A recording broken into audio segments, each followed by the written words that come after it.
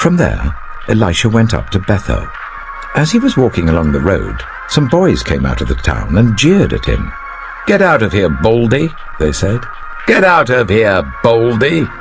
He turned round, looked at them, and called down a curse on them in the name of the Lord. Then 2 bears came out of the woods and mauled 42 of the boys. And he went on to Mount Carmel, and from there returned to Samaria. Elijah went before the people and said, "How long will you waver between 2 opinions? If the Lord is God, follow him.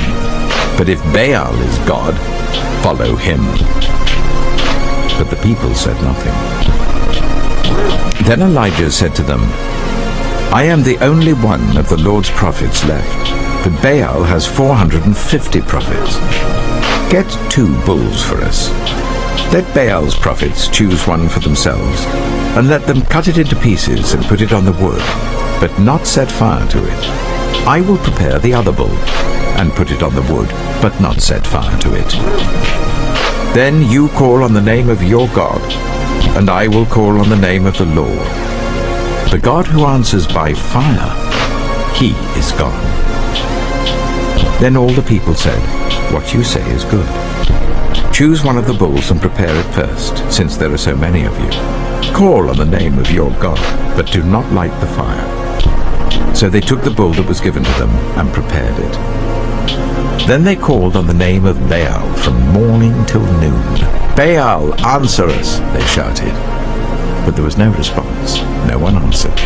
And they danced around the altar they had made. At noon, Elijah began to taunt them. "Shout louder," he said. "Surely he is a god. Oh, perhaps he's deep in thought or busy or traveling. Maybe he's sleeping and must be awakened." So they shouted louder and slashed themselves with swords and spears, as was their custom, until their blood flowed. Midday passed, and they continued their frantic prophesying until the time for the evening sacrifice. But there was no response. No one answered. No one paid attention. Then Elijah said to all the people, "Come here to me." They came to him, and he repaired the altar of the Lord, which had been torn down. Elijah took 12 stones, one for each of the tribes descended from Jacob, to whom the word of the Lord had come, saying, "Your name shall be Israel." With the stones he built an altar in the name of the Lord, and he dug a trench round it large enough to hold 2 seahs of seed. He arranged the wood, cut the bull into pieces, and laid it on the wood. Then he said to them, "Fill 4 large jars with water, and pour it on the offering and on the wood." "Do it again," he said, and they did it again.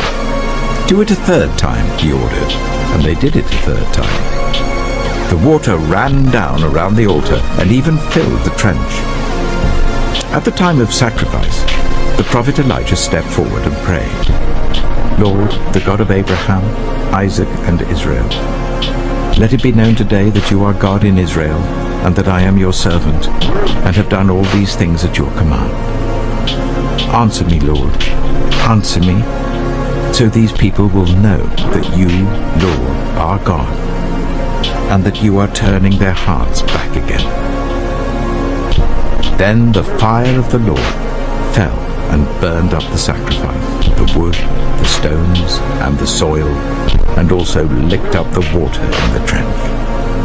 When all the people saw this, they fell prostrate and cried, "The Lord, he is God! The Lord, he is God!"